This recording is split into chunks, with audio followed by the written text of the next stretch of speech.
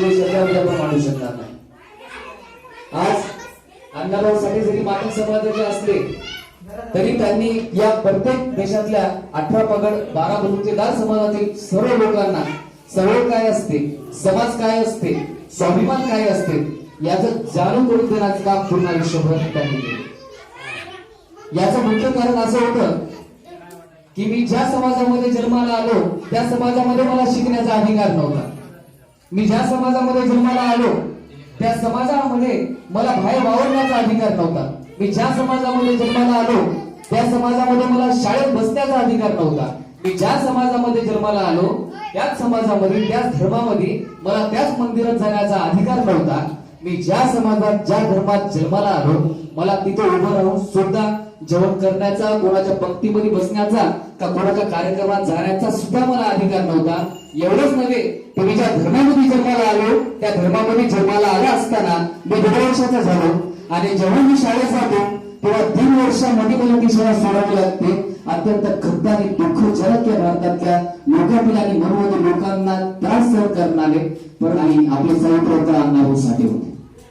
मला शिकता येत नाही, मला मंदिरात जाता येत नाही, मला कोणते कार्यक्रम करता येत नाही, मला बोलण्याचा अधिकार नाही, मला शिकण्याचा अधिकार नाही, मला बाहेर जाण्याचा अधिकार नाही, मंदिरात गेलो तर मला मंदिरात जाण्याचा अधिकार नाही, कोणत्याही प्रकारचे मला अधिकार नाहीत आणि मी या समाजामध्ये जन्माला आलो त्या समाजाची वटणी तीच होती. मग नेमकं करायचं काय? चळवळ अंगात आहे, खिशात पैसे नाही, शिक्षण नाही, कुठे जाण्याची मुभा नाही, कोणत्याही प्रकारचं मार्गदर्शन नाही, कोणीही माझ्या सोबत नाही. मी हजारो लाखो लोकांमध्ये एकटा उभा म्हणून एकटाच उभा होतो. मग नेमकं करायचं काय? ही प्रत्येक त्रासाची झळ मी सोसलेली आहे. अशा अण्णाभाऊ साठेचा विचार त्यांनी आपल्या समाजाला दिला.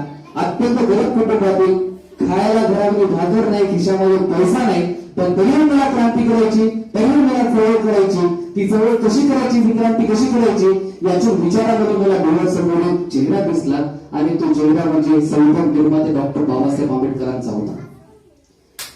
त्या चेहऱ्यामधून मला प्रकाश दिसला, त्या चेहऱ्यामध्ये धगधगता मला असा प्रकाश दिसला की मला कळालं की जर या प्रकाशामध्ये जर मी गेलो, या प्रकाशाचा झोप जर मी सोबत घेऊन गेलो तर माझ्या समाजा जागृत होईल, माझ्या समाजामध्ये लढण्याची ताकद येईल आणि मी ती याच विचारातून क्रांती माझ्या समाजामध्ये घडवू शकतो. त्यामुळे मी परमपूज्य डॉक्टर बाबासाहेब आंबेडकरांना माझ्या डोळ्यासमोर ठेवून माझा बाप, माझा गुरु मानतो आणि त्याच्या विचारांवरती जरी मला शिक्षण नसेल, मी माझ्या लेखणीवरतून, मी माझ्या विचारातून, माझ्या ग्रंथातून, माझ्या प्रबोधनातून, माझ्या विचारातून माझ्या समाजाचं प्रबोधन करतो आणि डॉक्टर बाबासाहेब आंबेडकरांचे, महात्मा ज्योतिबा फुलेंचे, छत्रपती शिवाजी महाराजांचे विचार मी लोकांना देतो आणि माझ्या समाजामध्ये जागृतीचं काम करतो. अशा विचारधारा आणि अशी ताकदपूर्ण अण्णाभाऊसाठी मैदानात उतरले आणि ते त्रास त्यांनी सहन केला. आज त्या महापुरुषाचा आज 1 ऑगस्ट 1920 रोजी जन्म झाला. आज त्यामुळे 100 वर्ष होतात. तर मला इथं जमलेल्या मातक बांधवांना एक प्रश्न विचारू इच्छितो की जरी अण्णाभाऊसाठी एवढा त्रास सहन केला, डॉक्टर बाबासाहेब आंबेडकरांनी जरी तुम्हाला एवढे अधिकार दिले, त्या अधिकाराचा आपण वापर योग्यरित्या केलाय नाही केला? आम्हाला माहित नाही. आम्हाला फक्त जयंती करायचं माहित आहे, आम्हाला फक्त अण्णाभाऊच्या घोषणा द्यायचं माहित आहे, आम्हाला फक्त डॉक्टर बाबासाहेब आंबेडकरांच्या घोषणा द्यायचं माहित आहे, पण त्याच्या विचारांना चालायचं आम्हाला माहित नाही. आणि विचार जरी आम्हाला माहित असले तर त्या रस्त्याला आम्हाला जायचं नाही किंवा आम्हाला लोक काही जाऊ देत नाही किंवा जे जाऊ देणारे नाही त्यांना समोर जाऊन आम्हाला जायचं नाही हे आपण आपल्या मनाशी ठरवलेलं आहे.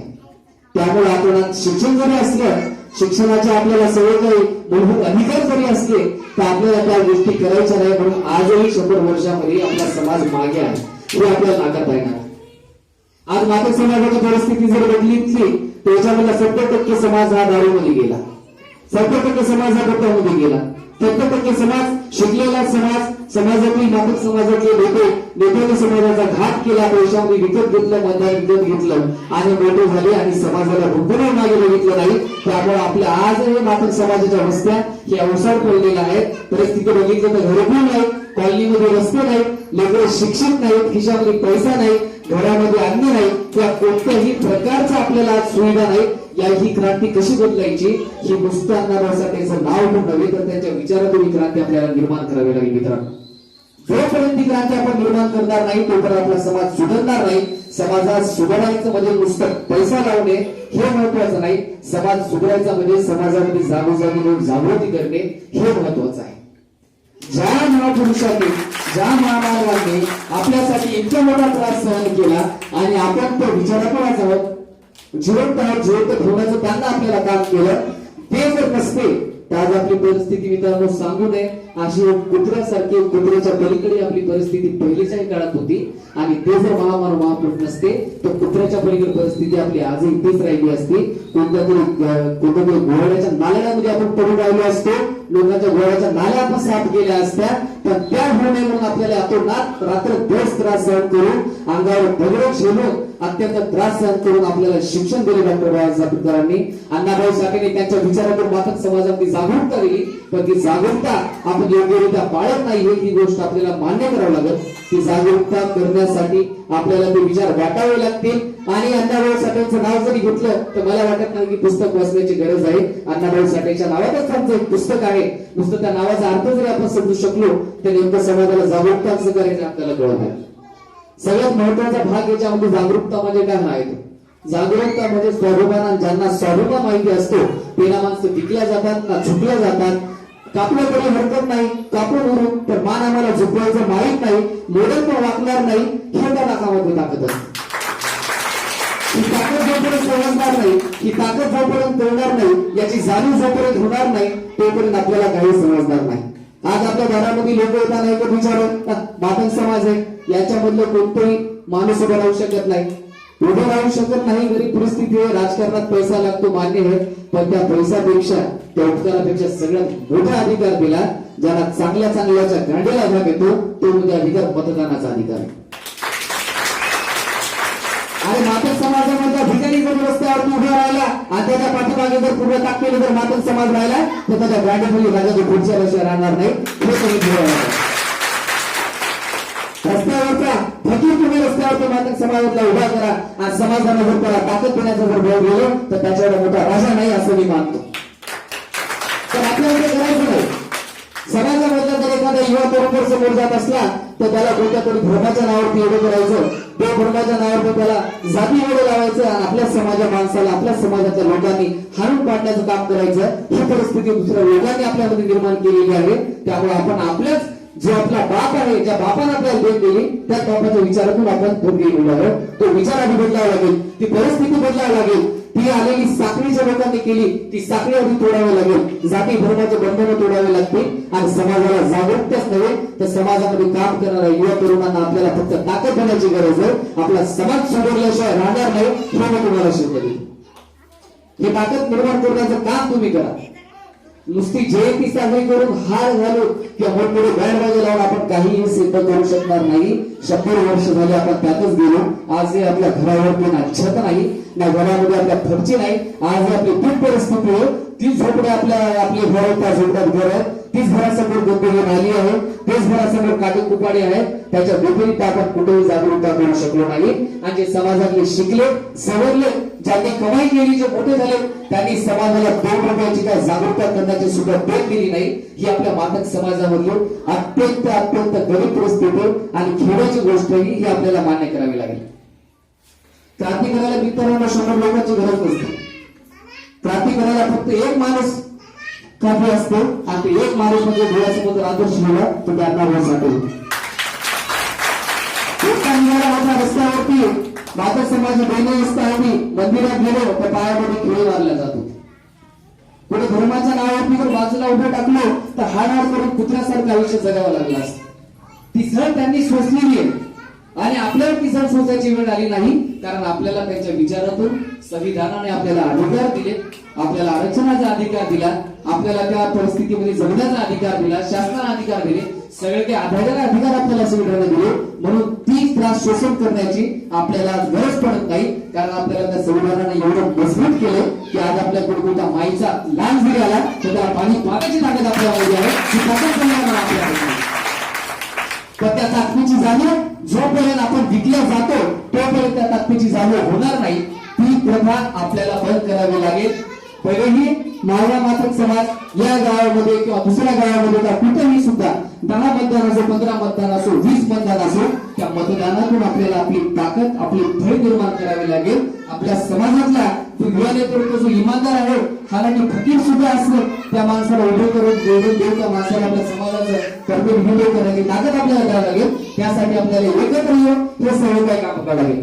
आपण म्हणू इच्छिता की आज महाराष्ट्राची जी परिस्थिती जर बघितली तर मातक समाजाला कोणतेही नेतृत्व नाही, कोणत्याही प्रकारचा मोठा राजकीय नेता नाही. फक्त आणि फक्त जर एक माणूस जर मातक समाजातील जर 100 वर्ष आधी, 70 वर्ष आधी जरी एवढ्या संविधानाचे होतात तर ते डॉक्टर बाबासाहेब आंबेडकर होते. आणि आजही जर मातक समाजासाठी कोणी लढत असेल तर श्रद्धेय आदरणीय बाळासाहेब आंबेडकर म्हणजे त्यांचंच रक्त आहे. त्याची जाणीव सुद्धा आपल्याला करून घ्यावी लागेल. राजकारणाचा भाग सोडून द्या. आज जरी मी वंचित बहुजन आघाडीचा कार्यक्रम अध्यक्ष असलो आणि आज जरी मी श्रद्धेय बाळासाहेब आंबेडकरांचं नाव घेत असेल तर त्या बापाचे आपल्यावरती एवढे उपकार आहेत की आपल्या पिढ्याने हजारो वर्ष गेले तरी ते उपकार आपण फेडू शकणार नाही. त्यामुळे त्या हाताला बळ देणं आपलं काम आहे. आणि बळ आपण त्यांच्यासाठी नाही, बळ आपण आपल्यासाठी नाही. जोपर्यंत आपला समाज मजबूत होणार नाही, जोपर्यंत आपण मजबूत होणार नाही, जोपर्यंत आपले मागासवर्गीय लोक मजबूत होणार नाही, तोपर्यंत ही फळ निर्माण होणार नाही, तोपर्यंत मातक समाज मोठा होणार नाही, तोपर्यंत मातक समाजामधले लोक घडणार नाही. त्यामुळे मित्र, सत्यशोध शांतपण नाही हे म्हणतात ते खरं आहे, पण त्यामध्ये जोपर्यंत स्वाभिमान आपल्यामध्ये येणार नाही तोपर्यंत तुम्ही काहीही करू शकणार नाही. आणि समाजातला एखादा जर भरवा आपल्याच समाजामध्ये जन्माला येतो आणि जर कोणाचे पाय चढत असेल तर मी सांगतो त्याला रस्त्यावर नारळ करून मारण्याची हिंमत तुमच्यामध्ये असते. आमदार असो, खासदार असो, मंत्री जरी समाजातला असेल आणि समाजाच्या कामी येत नसेल तर जाहीररित्या सांगतो जर रस्त्यावर तो नारळ करून त्याला मारायची ताकद तुम्ही तुमच्यामध्ये ठेवा. उद्या बाईचा लाल समाजामध्ये दलाली करणारा पैदा होणार नाही, ही ताकद तुम्हाला निर्माण करावी लागेल. आमदार कोणी कोणत्या मनाला होत नसते. आपण जेव्हा निवडून घेतो तेव्हा तो आमदार होतो. कोणत्याही समाजामधला नेता जर जन्मास आला तर त्या समाजामध्ये त्याला दोन देणे महत्वाचा असतो. आणि तो जर देण जर आपल्याला देत नसेल तर तो आपला नेता नसतो, तो फक्त एक दलाल असतो. हे आपल्याला सगळ्यात पहिले लक्षात घेतलं पाहिजे. आज मीडियाचं रूप वाढलंय, व्हॉट्सअप वाढलंय, फेसबुक वाढलंय, इंस्टाग्राम आहे. मीडियावरती घरामध्ये पुस्तक जरी हातामध्ये पडलं नाही तर मीडियावरती ग्रुपवरती सगळ्या माहिती येतात. वाचन महत्वाचं आहे. जोपर्यंत तुम्ही वाचणार नाही, जोपर्यंत तुम्ही महत्वपूर्ण वाचन करणार नाही तोपर्यंत तुम्हाला काही करणार नाही. आता समाजातला एखादा शिक्षित बनून जरी आपण शिकलेला क्लासरूम अधिकारी जरी उभा केला आणि त्याला अन्नाभाऊसाठी जीवन चौकड्यावर जर विचारलं तर मी तुम्हाला साहेब सांगतो त्याला त्यातलं काही माहिती राहणार नाही. त्याला फक्त एवढं माहिती की मी आज संविधान मोठ्यांची काय फायदा घेतला तर फायदा घेतला, मातक समाजातून मोठा झालो, गाडी आली, होडी आली, बंगला बांधला, सगळ्या काही गोष्टी केल्या, माझी बायको, माझं घर, माझं लेकरं, बस मला बाकीच्या गोष्टी घेते नाही. इतक्यापर्यंत जे लोक राहिले ती लोक समाजाचा घात करणारे होते, ती लोक समाजाला दुसऱ्या दिशेला नेणारे होते. ती दिशा आपल्याला गरीब जरी असलो, आपल्या खिशात काही जर नसला, अंगावर फाटके कपडे जरी असले तर मी तुम्हाला आताच सांगितलं समाजाला एकजूट करण्याची ताकद ठेवा. तुमचे फाटके अंगावर कपडे जरी असले तर चांगला चांगला कोटवाला माणूस तुमच्याजवळ चुकल्याशिवाय राहणार नाही, हे मी तुम्हाला शब्द देतो. त्यामुळे मला एवढं बोलायचंय की अण्णाभाऊ साठे हे फार मोठं व्यक्तिमत्व होतं. अण्णाभाऊ साठेंबद्दल जेवढं बोलावं तेवढं कमी आहे, पण त्याच्या त्रासाची जाणीव असणं आपल्याला फार गरजेचं आहे. त्या व्यक्तीने जो त्रास सहन केला आणि जे प्रकाश डॉक्टर बाबासाहेब आंबेडकरांचा त्यांच्या समोर उभा टाकला, आता प्रज्ञापासून त्यांना मात्र समाजाला जी जागरूकता केली तो त्यांच्या त्रासाची झळ त्यांना लागली, ते आपल्याला लावून ठेवावी लागेल. त्यांनी जे समाजाचं स्वप्न बघितलं, समाजाला मोठं करायचं, समाजामध्ये राज्यसत्ता द्यायची, समाज हा माझा गरीब नाही, समाजाला विचारसरणीतून मला मोठं करायचं, विचारातून त्यांच्या परिवर्तन करायचं, जातीय धोरणातून त्यांना बाहेर काढायचं, ते परिवर्तन मित्रांनो आपल्याला करावे लागेल. त्यामुळे या जयंतीनिमित्त मी एवढंच बोलतो. मला इथं बोलवलं, माझा मान केला, सत्कार केला. मी तुमच्या सर्व मित्र बांधवांचे, महिला मंडळीचे, माझ्या वरिष्ठांचे आभार व्यक्त करतो. आणि आणखी एकदा अण्णाभाऊ साठे जयंतीच्या हार्दिक हार्दिक शुभेच्छा. अण्णाभाऊ साठेंचा, अण्णाभाऊ साठेंचा, डॉक्टर बाबासाहेब आंबेडकरांचा. धन्यवाद.